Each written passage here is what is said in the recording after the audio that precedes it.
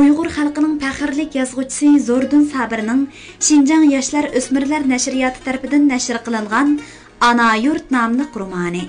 Bu roman Biliqut shirkatida ovozga elinib, Biliqut to'rida anglatildi. Atsi ular ikki otliq bo'lib yo'lga chiqdi. Balam, bir sir bor, dedi Ziyoddin oxiri balasiga. Rahmeti Nizarxon xo'jam menga Çığlıq mazardagi uyning bir dalinidan o'ri qo'litib, ikki ko'mzakni ko'mdirgan. 5-nji kunchisi olgan Ziyoddin degan. Biz hozir toza namrat, azroq olsaq bo'larmikin deyman. Seningcha qandoq? U o'z odam bordi. Bo'lsa-mu, men uning yo'lini qilaman. Biz shu yerga boraylik. Çığlıq mazarı Nezarxon xo'jamning mahallasi. Janubiy sharqiy yop-yeshil sasliq. To'pilikdan sasliq tushadigan joylar g'o'jjida buloq, Büyük Qarag'ay. Mazari yezining shimolida. Ziyoddin Nezarxon xo'jamning gumbasi qabrsiga kelib, otdan tushib, tizilib o'tirdi va alhamdu bilan qul huvallohu ahadni o'qib qiroat qildi. Duodan keyin Hocam, hamma ish oyon bo'ldi. Sizni Musa emas, Shusiling degan qovon zahar berib o'ltirgan. Bechara Musa bekorda o'ltirildi. Men o'g'lim Nuri, heliq siz yaxshi ko'radigan shoir bilan billa beshingizga keldik. Biz qo'limizga qurol oldik. Siz uchun qisos olamiz. Sizning qabringiz beshida qasam beramiz. Biz qisos olamiz. Siz uchun 10 dushmanning jinni olmasam, sizning otadarchiligingizda oqlamagan bo'laman. Yuzim qora bo'ladi. O'g'lim guvoh. Men Ziyoddin. Jazman qisos olaman. Ular kashdan xo'jamning uyini saqlayotgan xizmatchi bilan birlashib, heliqi hujraning supsini ko'lab, ikki ko'mzakni oldi. "Otla!" dedi Ziyoddin umidsizlanib. "Yenekli turdi-ku bu ko'mzaklar." Ko'mzaklar qog'oz bilan to'ldirilgan. 3 dal tuxum selib qo'yilgan. Qup-quruq chiqdi. "Eli xotini bir qatim chiqqan", dedi xizmatkor. "Odamlar bilan timsiqlab yurgan edi." "Voy kasofday, xo'jam xotiniga sir aytib qo'yibdi-da. Bu degan xotandagi o'g'li Hibibulloh xo'jam bilan sag'irining haqqi edi." "Tushunishlik", dedi Nuri beshini chayqab. "Apraz banom jaylagan gap. Buni 3 tuxum xo'jamning 3 o'g'li. Sizlarga quruq qog'oz qoldi. Xo'jamning tuxumi quridi demakchi." 9 taraning qiri hokimiga bekoriyatlik bo'lmabdi-da bu. Bu oydin nurg'un oltin qoldi. Xo'jamning shuncha dunyosi qoldi. Texi kichik o'g'li G'iyosning xo'jamning bir kishilik mirosini oldi. Hozir u bolami qaraqsiz. Buni oltinni olibdi. Ha, insof, iymon degan yo'q-kanda u hayosizda. Ular kechalab qosh jangaliga kirib ketdi. Sepil atrofidan kechalab Sami yuziga o'tdi. Ko'zakda G'ani bor edi. U tunugunla bir yosh cho'konni Hasan yuz tarafdan elib qochib kelib nikohlatib olgan edi. Kechada kelgan mehmonlarni til bilan kutib oldi. "O anangni! Ha, sen miding Nuri? Qiz elib kelarmikin sen buni sarang baxshini nimaga so'rab kelgansan? Dadam seni ko'rgani keldi G'anika. Ziya qo'y, nimani chiqarib kelsan? Yosh xotin olmay, mo'mayilib oldingmi ya?" U mehmonlarni qo'pol, ammo qizg'in, qattiq quruq, ammo samimiy kutib oldi. "Dasturxon sol xotin, choy qil. Ha, non qattiq bo'lsa bularning tishlari olmas." Nuri G'ani aksiga shaharda anglaganlarini so'zlab berdi. U Abdukerim Abbosdan anglagan xabarlarni so'zlab kelib, Şansay Gomindangdan yüz örgəndək durdu. O Jiang Jieshi əvətgən Huang Rujin degan Gomindang pirqisinin başlığı bilan asırtdan put tepishib atqan o'xshaydi. Gomindang deganing Shinjongga to'xtamay kirib atqadek. Askarlarimo tinib ketgan o'xshaydi. Şansay deganning askari jiqamasdi. Ajabli kalmidi-ku ayriq buyruqi. Fatih öldü-mu? Yo'qolib ketdi-ku. Gomindang degani cho'milidek yamirg'anda qo'zg'aladigan o'xshaymiz. Anangni. Kishilarning faraz qilishicha Shinsay bilan Gomindang so'qishib atqadek. Shin jim bo'libdi-dek.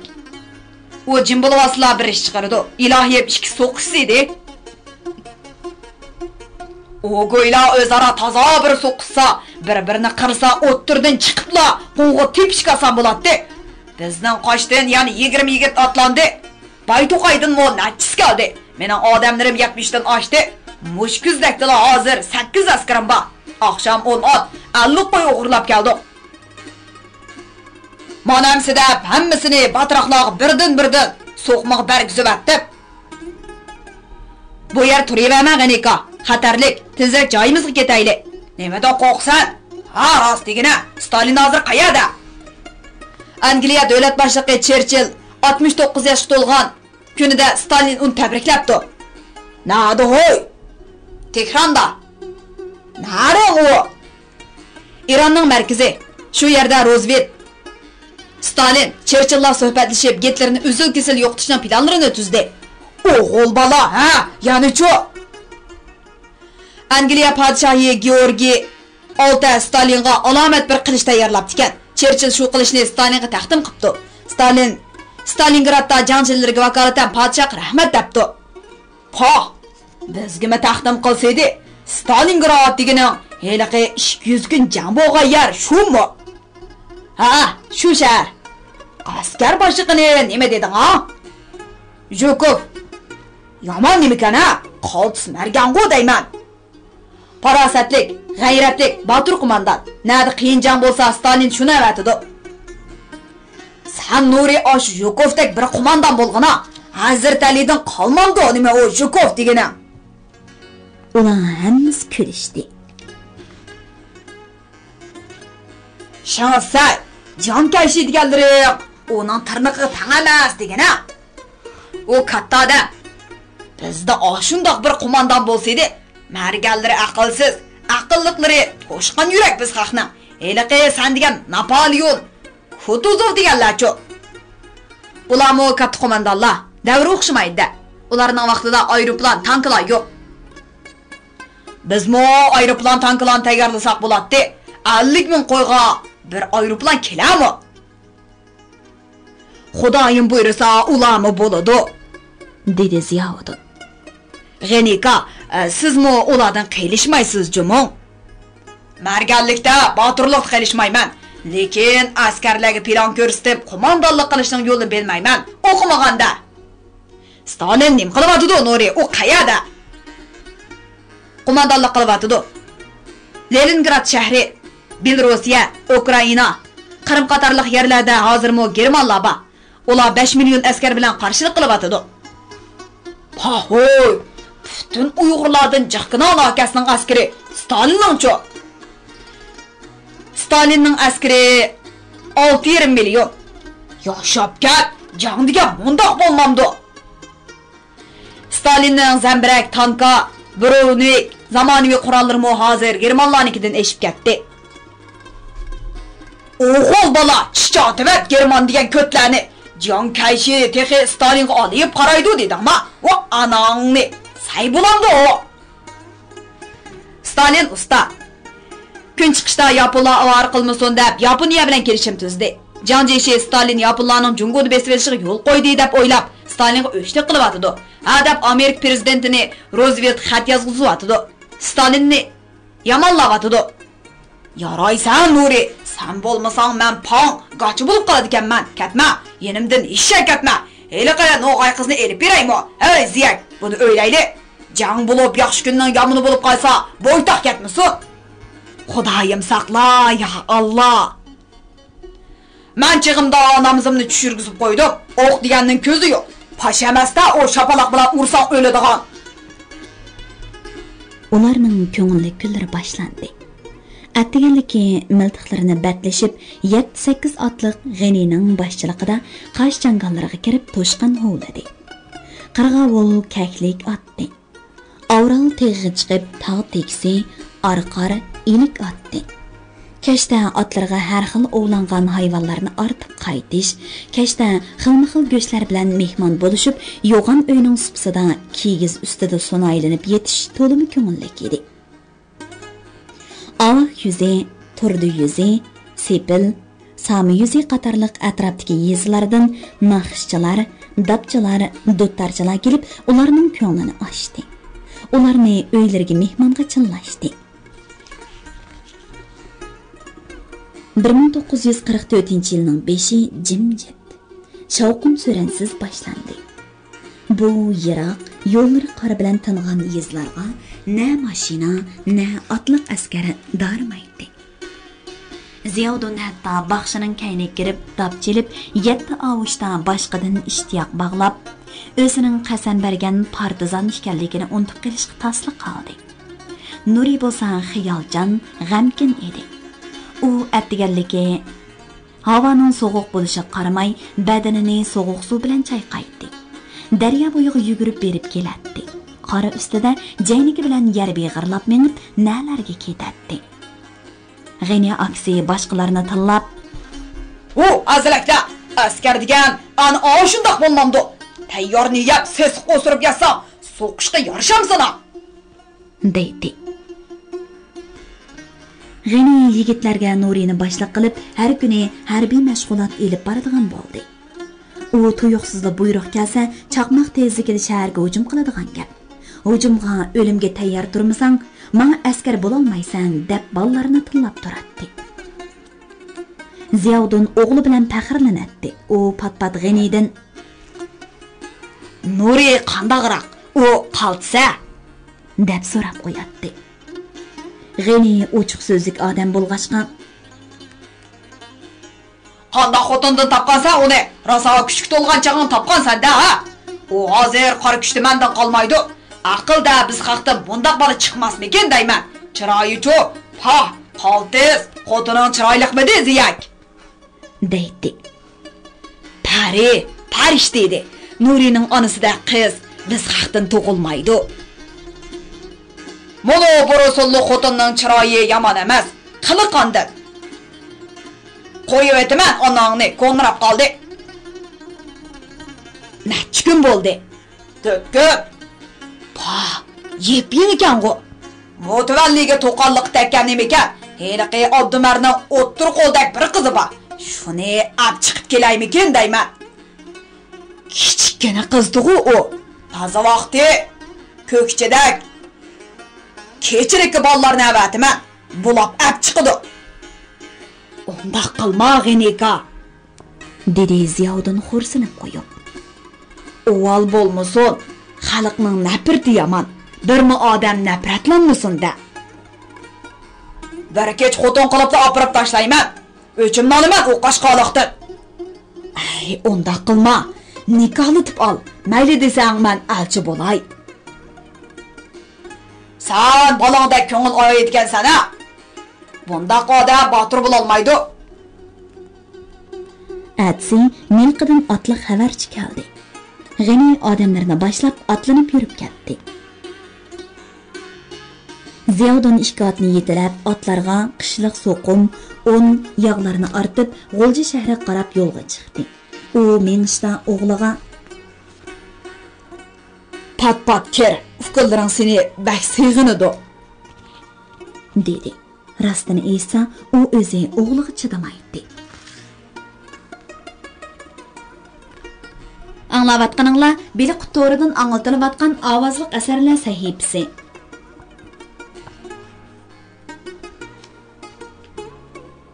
Shinsay kechish uxlay olmadi. Qizlarning o'g'lashlari, uyqu dorisi, ap yo'llarimi uningga jiddiylashgan nervlarini zodila pastgo'yga tushirolmadi. Ikki chetida ikki burutliq odam uningga ho'miyib qarab turgandek. Ularning biri Stalin, vafosiz, jining olqinimda da'vatgandek. Yana biri Jangjishi. 10 yil askarlik qildim. Hozir niyating yomon. Əmdisini yo'qdiman, qacholmaysan deb atqandek. Jo illay, Çin yunlar sana yordamga borgan kommunistlarimizni o'ltirding. Qisas almay qo'ymaymiz desan, har xil do'ppi kiygan Uyg'urlar qon qarzga bo'g'ilding. Qisas almay qo'yib deb atqandek.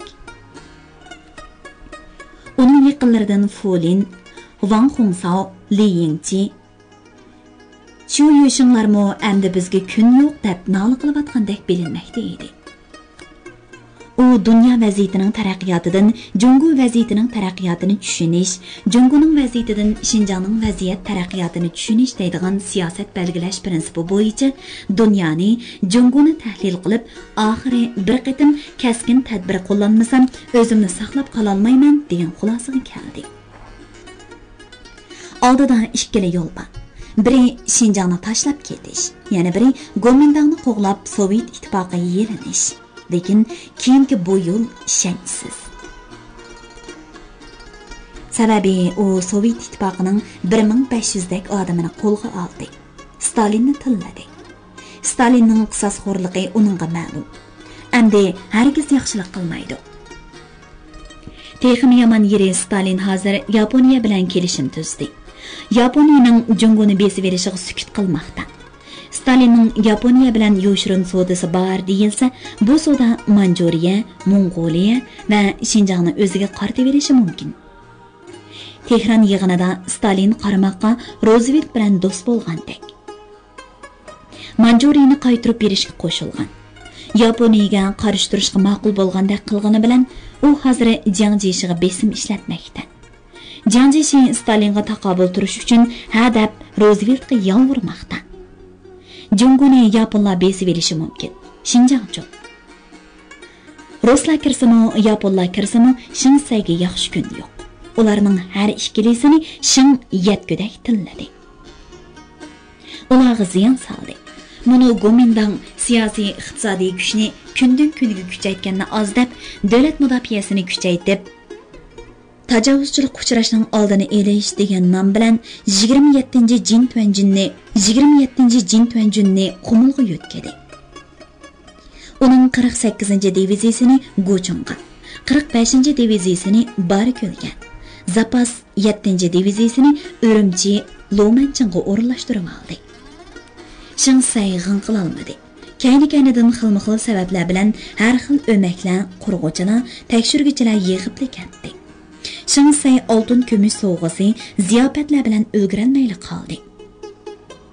Mana hozir texmi ko'paymoqda. Shinsay xotini bilan bo'ltiri Chongqingda bir oy turib, Jiang Jishining tomirini tutib baqdi. Uning maqsadi mush 2 yil ichida Xinjiangni Shinsaydan tortib olish ekanligi aniq bo'ldi. Shinsayni maqtash, ko'tirishlar bo'lsin, suhbatlashish, e'tiborlash, va'dalar bo'lsin, hammasi uni Xinjiangdan yo'qotishni maqsad qiladi. U podshoh tursa, bu o'rinni tortqizib qo'yib yashashining nima ma'nosi bo'lsin? Keskin tadbir qo'llanish kerak. Bu tadbirning tafsiliy loyihasini u Doban mahkamasining bosh maslahatchisi Wang Hongsao bilan boshqatirib tayyorladi. Li Yingqi, Qiu Yufang, Shen Shijila bu planga qo'shildi. Bu planning birinchi anzasining ismi Qing Dongban anzasi edi. Qing Dongban ma'arif nazoratining naziri, o'lkilik firqining a'zosi.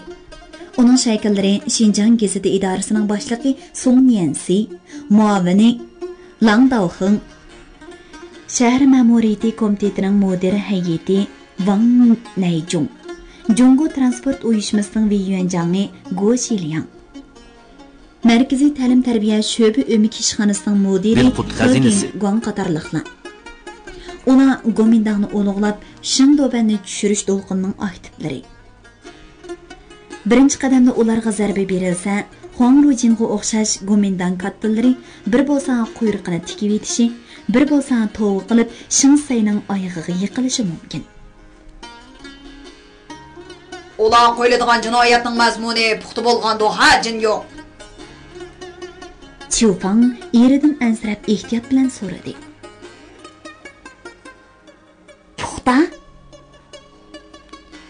dedi Shingsayning yangi binoning ozodi uyida xurum sofaga tashlanib putini almashtirib o'ldirib. U Li Yingchi qarab qo'ydi. Li Yingchi yapma qapqa ostidagi kichikgina yiligarlik chiqib turgan ko'zlarini o'ynatib, "Ish mondaq", dedi xuddi boshlig'iga yangi bir ishni do'xlat qilayotgandek astoydillik bilan.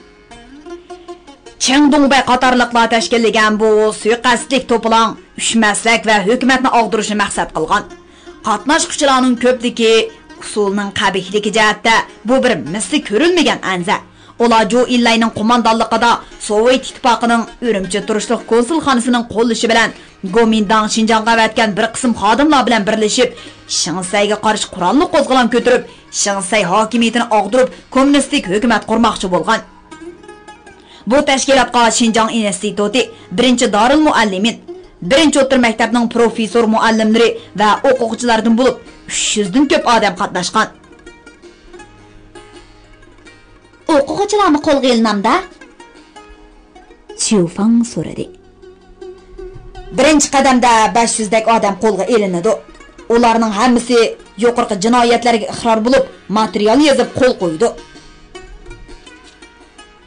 Hozir bu anza oxirlashgan edi. Cho'ng yig'in nomi bilan maktablardagi o'quvchi-o'quvchilar yangi binoning yig'in zaliga to'plandi. Shangdoban nutq so'zladi.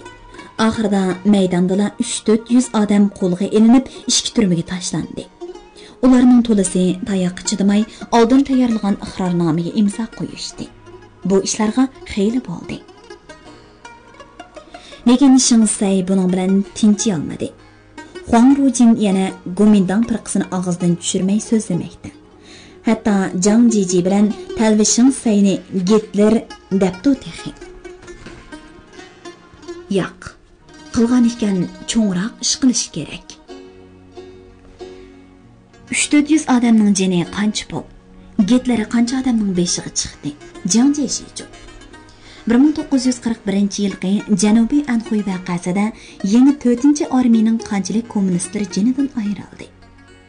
Shon-sharaf, tavakkulchilik, qurbon berishning hisobiga keladi albatta. Xinjiangdagi Gomindangni yo'qotish, birini qo'ymay qirib etish kerak.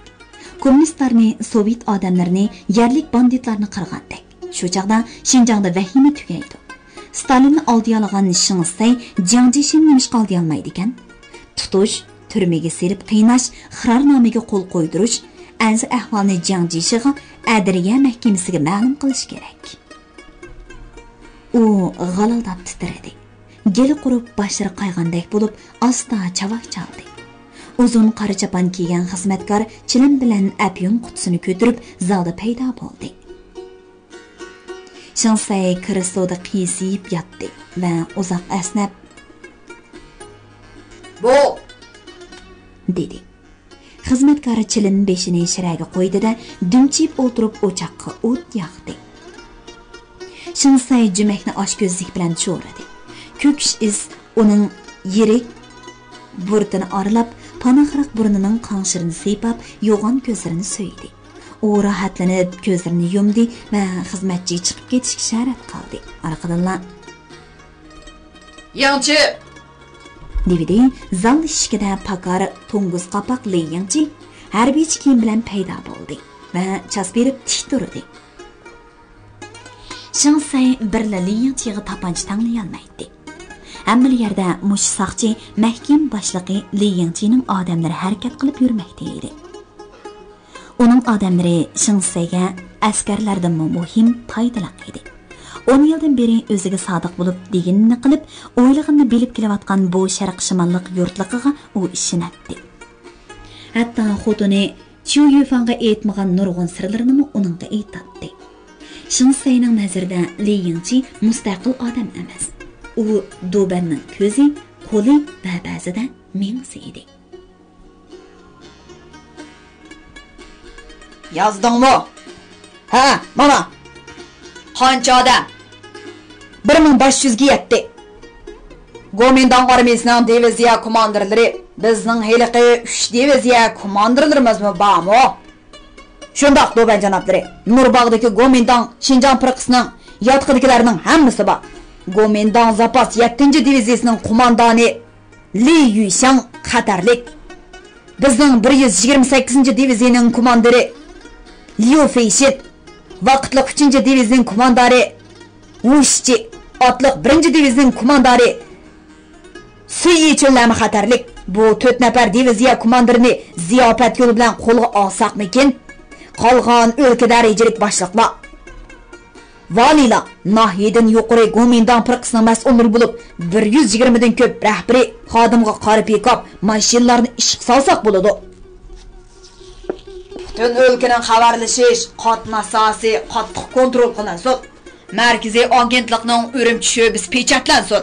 Huang Rojin bilan Lin Jiyun qatorliq kommunist ularning partiya a'zolik kinishkisi boshqa sifatlar yaxshi tayyorlansin. Ular Sovet ittifoqi yarli qonunsiz unsurlar bilan til biriktirib, suiqasd bilan shug'ullanib kelmoqda.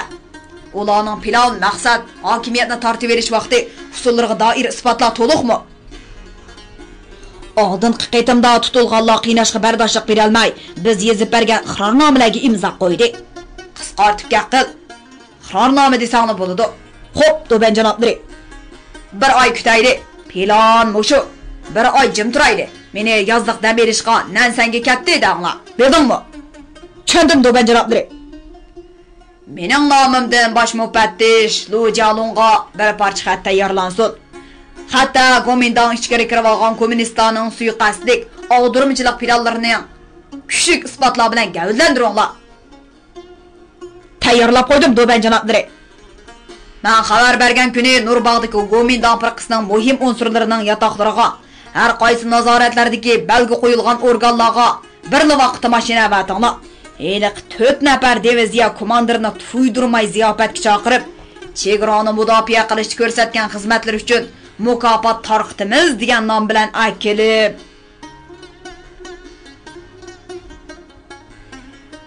Şinjan gezitida armiya to'g'risida bir bosh maqola tayyorlansin. Armiya nima deylash to'lqin paydo qilib, ularda qilchi gumon paydo qildirmasdan tuyuqsizda Gitler 1941-yili 6-oyning 21-kuni zo'rliq kuchi bilan Sovetga tuyuqsiz hujum qilgandak u o'z planidan huzurlanib kulib edi. Leyinchi qaqoqlab kulib ketdi. Bu uning o'z boshliqini xush qilib, baxt kulkisiga ega bo'lganligi edi. Begunoh odamlarni tutib qamash, qiynash, hatto o'ltirish bilan huzurlanadigan odamlar dunyoda ko'p bo'lmasa kerak.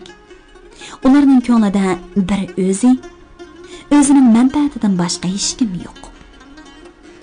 Ular uchun inson degan hamon g'oliblarning qurboni. Kim bo'lmasin, kuchlik g'olib bo'ladigan, uning boshqalarni xohlaganicha o'ltirish huquqi bo'ladi. Ba'zida uning ayoli chidamay, Jinyo, bular sizga to'limi jiq yaxshilik qilgan edi. O'ltirmasdan boshqacha hal qilishga bo'lmasmi deb so'raydigan chaqlarmi bo'ladi. Shansay bunday chaqlarda men o'tmishga baho berishni yomon ko'raman. Yufang, ularni o'ltirish mening hokimiyatimning talabi. Hokimiyat talab qiladigan menda qilchi yuz xotiri bo'lmaydi deb javob bergan.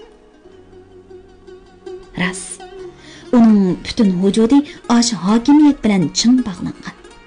Hokimiyat uchun ziyonli bo'ladigan uni hayot qo'ymaslik kerak. Hatto uning ko'nglida hokimiyatga ziyon yetarmikin deydigan gumon paydo qilsa, undaq odamni hayot qo'ymaslik kerak. Ba'zilar Shansayda Gitlerdak cho'ng tama bor deyishadi. Durust. U Jiang Jishining o'rniga chiqib qolishi mumkin. Jiang Jishining uningdan nimasi ustun? Bilimi Shangdan tuvan. Aqli Shangning yerimichilik yo'q. U feodal podshohlarning oxirgi bir nimasi zamon engi. Hukmronlik qilish saviyasi to'limi tuvan bir odam. Navada u Jongtong deydigan ishpiyonlardan ayrilsa bir kunni yashay olmaydi. Uning o'rnida Shansay o'tirgan bo'lsa, Jungo tuprog'ida birmi kommunist qolmagan bo'ladi. Yan'anni markaz qilib yotgan kommunistlar kundan kunga zo'rayib kundan kunga obro'y tepib yotadi. Bu ashu Jiang Jishining parasitsiz, loyihasizligidan bo'lib atgan ish. Gitler Germaniya kommunistlarini o'ng'ayli jimiqtirdi. Yan'an bo'lsa hozir 8-armiya Yeni 4. armiya degan namda 1 milyonga yaqin qurolliq askar bilan ko'ranglayotadi. 8 milyon askar bor Jiang Jieshi texi ulardan qo'rqidi deydi. 8 milyon askar menda bo'lsa, kommunistlarni yo'qotib bo'lib Stalinga taqobil tura oladi. Hargizmi Jiang Jieshidek Stalinning besimiga chidamay, Amerika zo'ntungi Rooseveltga Stalinni yomonlab, kuniga bir parcha xat yozib o'ltirmaydi. Adolatsizlik rostdan mavjud. Bu adolatsizlik menga o'xshash yetilgan odamning Jiang Jieshidek bir keraksizning qo'l ostida turayotganligi. Men Xinjiangda quruq qo'l bilan kelgan Qumulda Uyg'urlar qo'zg'ilib, Jinshurinni sarosimiga salmagan bo'lsa, menga hunar ko'rsatadigan fursat yo'q bo'ladi. Kichkina amal bilan dunyodan o'tatdim. Oxiri jin amalning yo'qidan men askar berib, meni G'ojiniyozni yo'qotishga avatishga majbur bo'ldi. Oq o'rus polklari, sharq-shimol fidoilari Jinshurinning askarlaridan ustalik bilan foydalanib, hokimiyat beshiga ustalik bilan chiqib oldi. Men shunday qila oldim. Jiang Peiyuan, Ma Zhongying, G'ojiniyozlar hargiz unday qila olmaydi. Ma Zhongyingni Urumchiga 20 ming askar bilan hujum qilib kirganda chekindirishga amalsiz qolganda Sovet askarlaridan foydalanishni manli berdim. Stalin menga o'xshash yerlik hukmronni saqlab, Xinjiangdan foydalanish qo'ydi edi. Buni birlaman bilatdim. Oxiri o'rislarning qo'li bilan Ma Zhongying, G'ojiniyoz, Ma Hosan, Mahmud va boshqa banditlarni birma-bir yo'qotdim. Xinjiangga quruq qo'l bilan kelgan Yaponiya quruqliq armiya universitetining o'quvchisi Shinsay shuni qila oladi. Mening o'rnimda kim bo'lsa-mu, unda qila olmaydi. Men Stalinni ishontirib, sotsializm, kommunizm uchun kurash qilg'ichi bolshevik bo'lib olib, askarlarimni xil qurollar bilan qurollantirdim. Sovetning kuchi bilan Xinjiangda ma'arif, fan texnika, saqliqni saqlash, yer boyligidan foydalanish, zamonaviy sanoat, yezi iyilik ishlari bilan shug'ullanib, nadon Uyg'urlarning hurmatiga, ishonchisiga erishib, ularni Shingdoban yoshsin degizdi. Hokimiyatni mustahkamlash bilan yana o'zimni chingdidim. Necha ming Uyg'ur, O'zbek, Tatar, O'rus, Tianjinlik baylarni musodara qilib, ularning oltinlarini o'z xazinamga to'pladim.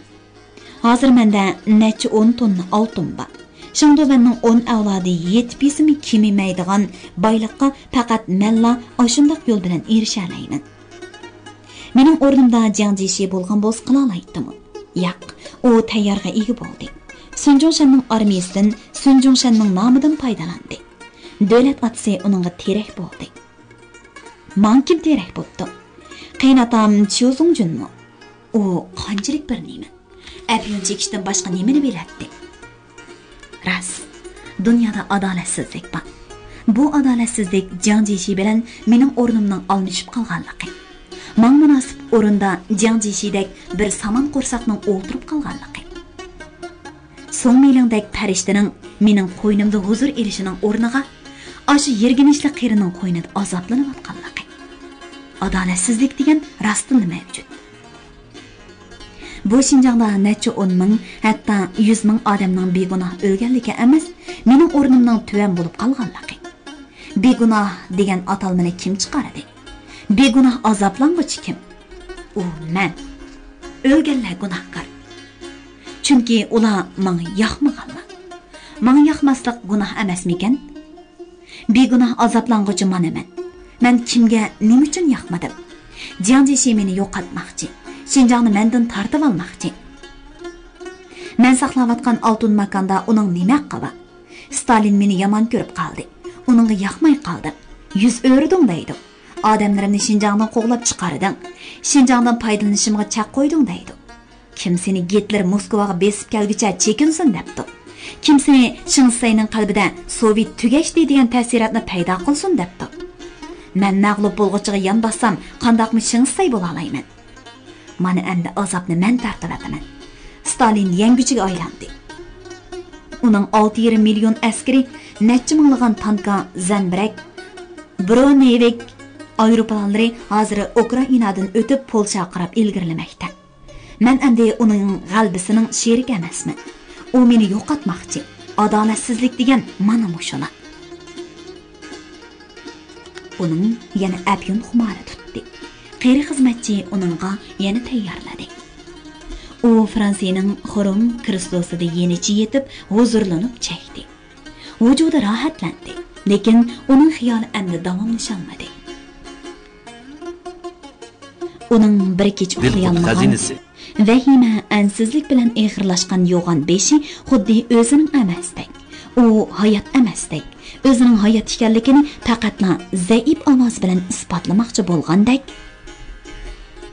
Adolatsizlik. Mana mush azob deb ingradi. Telefon ansiz jiringladi. U amdil uyquga ketgan, ishib, qizirib ketgan ko'zlarini o'ylab, ichki liniyalik maxsus telefonni qo'liga oldi. Yaxshimisiz? Bu men Jo'shaolyang. Yaxshimisiz Jo'sling? Shingsay cho'chib ketdi. Gomindang Xinjiang firqasining qurilish murosimiga riyosatchilik qilg'ili Xinjiangga kelib ketgandan keyin bu 8-urush rayonining qo'mondoni bilan Shingsay ko'rishmagan edi. U aldirab javob berdi. Xizmatlarga tayyorman. Bundaq ish Xinjiangning tashqi Mongoliya bilan chegaralanadigan Oltay rayonida Jungo-Mongoliya to'qinish yuz berdi. Xabaringiz bormi? Shundoq. Oltaydagi banditlar Sovet tarafning quturtish bilan keltirib chiqargan chegara to'qinishi bu. Shundoq, mas'uliyat Sovet ittifoqida. Jang Yanjang menga 2 piyoda askarlar polki, havo mudofaa va tankga qarshi qismlarni boshlab Gochongga kirish to'g'risida buyruq berdi. Bizning Qur'onlarimiz Amerika maldiri. Ijaraga berish qonunga asosan Amerika yordam qilgan. Bu qurollar bilan tashqi Mongoliyani jazolaymiz. Sovet cho'qim g'azablanib Xinjiangga tajovuz qilib kiradi. Darhol birinchi darajalik urush oldiga tayyorlanib turib, xo'p, darhol ijro qilaman general janoblari. Hargiz sal qaramoq. Bu bir cho'ng ish. Sovet ittifoqi aeroplanlari va Mongoliya armiyasi bizga tajovuz qildi. Xinjiang vaziyati jiddiylashyapti. Xinjiangdagi to'plan Jungo kommunistlarining Shi'andik harakati bilan bog'lanishliq. Tasavvur qilg'isiz oqibatlar bo'lishi mumkin. Yaponiya Ruslar bilan birlashib bizni yo'qotmoqchi. Va Yanjang Rooseveltga bu ishni tushundirmoqda. Sizning davlat uchun, partiya uchun xizmat ko'rsatgan vaqtingiz keldi. Va Yanjang sizga ishonadi. Siz bizga aktiv moslashib, dushmandan birlikda g'alaba qozonishimizga yordam qila olasiz. Cho'qib va Yanjang uchun cho'qim kuch chiqaraman. Vaqtincha ichki jihat kishilarni muqimlashtirib, odam tutish, vahim tarqitish vaqtincha yuz bermasin. Xalq bizni qo'llasin. Dushmanlar ichki kavaklarga kirib olmasin. Hushyor bo'ling. Shingsay yana darhol Liyinchini chaqirdi. Oqshom plan o'zgarmaydi. Hozir markazdan telefon keldi. Oltayga banditdan tozalashga darhol otinimiz. Plan 7-oydan keyin o'rindiladi. Bildingmi? Xo'p, do'ban janoblari. Polikdan yuqori harbiy boshliqlar darhol Sharqizolga yig'ilsin. Xo'p, do'ban janoblari. Ham bandit tozlayman, ham Gomindangni tozlayman. Ham Jo'shaolyangning buyrug'ini ijro qilaman. Ham uning 1500 dak odamini turmaga silib, yuragini dog'layman. Sovet tajovuz qilmoqchi. Bu bir cho'ng tema. Huangrujinlar kommunist. Yan'anning Stalinning qo'shtamg'iliq jasuslari. Ular Oltaydagi banditlardan tashqi Mongoliya askarlaridan xatarlik. Banditlarga qarshi turman deb ichki jihatda bo'shangni qilishga bo'lmaydi. Jo'shaolyang nimidi? U ichki jihatda deb cho'qim Chingdungbay anzisini ko'zda tutib. Ish uning bilan oxirlashmaydi deydi. Jo'shaolyang 3-400 odam tutdi.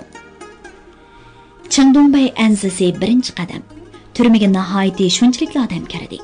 Ikkinchi turmada 20 odam bir uyda yetib qiynalgan bo'lsa, ularni 40 ga 100 ga yetkazaman.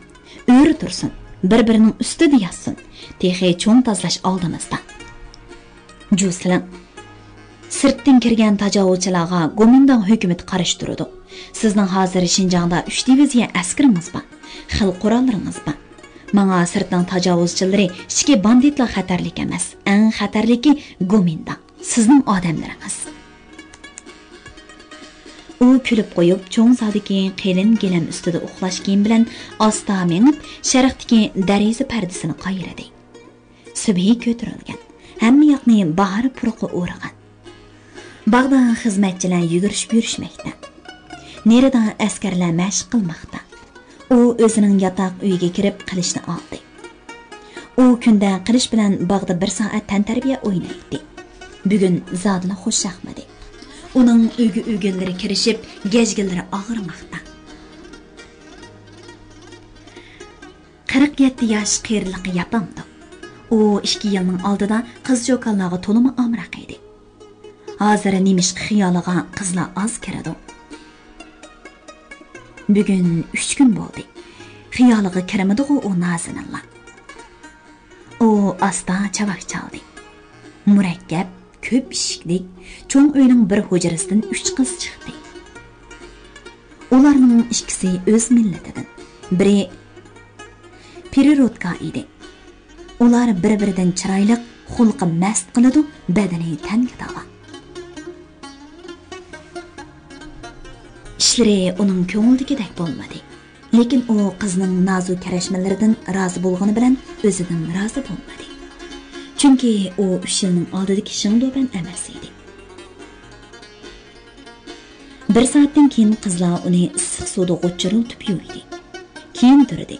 Oxir u fransuzcha tamoq jo'zsiga kelib, atdiganlar xizoga o'tirdi. Uning o'ng yonida Chiu Yufang, so'l yonida Amroq qizi. Odilada inisi Shang Shiji va uning ayoli, yana boshqa bolalar o'tirishadi. Shang Sai bedoni go'shiga Amroq. U sho'rpis bilan bedoni go'shi yedi-da, uyga kirib, harbiychi kiyinib, pagon medallarni taqib, Remonga tapanchisini qistirib, harbiylarga doklad berish uchun yo'lga chiqdi.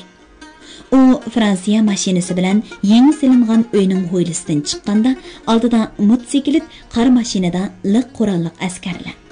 Ondan keyin rangi Shang Saining mashinasiga o'xshash mashinalarda muhofizachi soqchilar. O'ttirada Shang Sai kaynida yana o'xshash mashinalar qurshab yo'lga chiqdi. Mashinalar zalning oldida to'xtadi. Biliqut şirketida ovozga elinib, Biliqut to'rida anglatilayotgan Uyg'ur xalqining faxrlik yozuvchisi Zordun Sabirning Xinjiang yoshlar o'smirlar nashriyoti tarafidan nashr qilingan Ana yurt nomli romanini bugun mushargacha anglatdik. Davomini atki anglitishimizda davomli anglatamiz. Bu roman Xinjiangning har qaysi joylaridagi Xinhua kitobxonalarida sotiladi. Do'stlarning bu romanni setib olib saqlab qo'yishini alohida tavsiya qilamiz.